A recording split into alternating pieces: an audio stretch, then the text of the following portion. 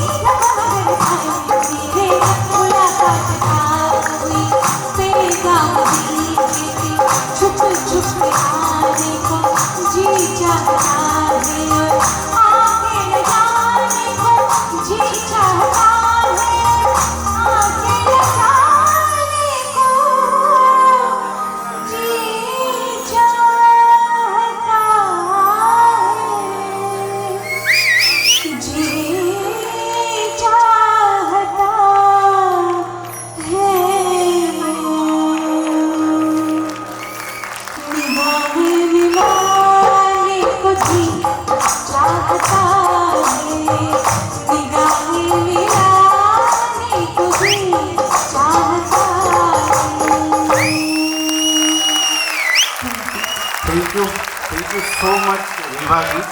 અને વિભાજીની સાથે સાથે આ સોંગ માટે ઓર્કેસ્ટ્રા માટે પણ એકવાર જોરદાર તાળીઓ થઈ જાય પ્લીઝ.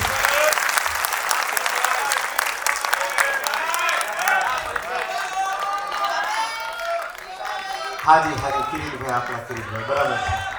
એકવાર જોરદાર તાળીઓ થઈ જાય એમ. જી થેન્ક યુ કિરીટભાઈ, એકવાર થઈ જાય પ્લીઝ પ્લીઝ પ્લીઝ પ્લીઝ.